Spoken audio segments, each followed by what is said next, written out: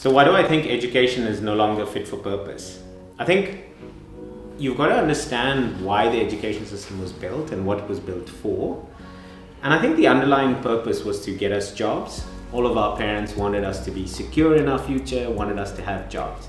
And so, you had a few options that you could be, whether it's accountant, doctor, engineer, lawyer, banker. It was quite clear what jobs you could follow, and often your parents would predetermine from a very young age what you needed to do. If you were Indian, by the way, you didn't have all these options. You could either be a doctor or an engineer. This is my background.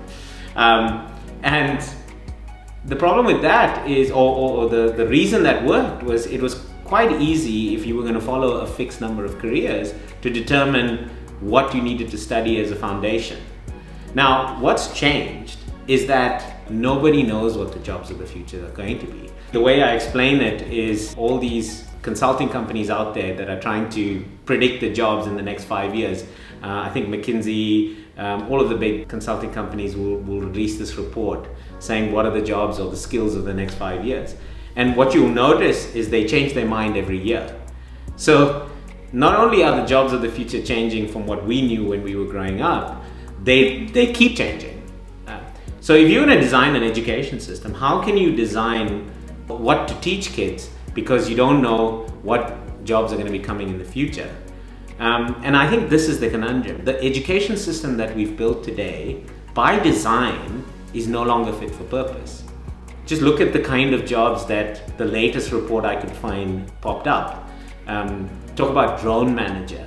And if you wanted your child to be a drone manager, what are the foundational skills that you need to give them today to be able to do that? So yeah, I think we've got to change the premise completely. We've got to stop trying to be experts in the future and understand that all of us, by the nature of the society, by the nature of where we're headed, need to be explorers.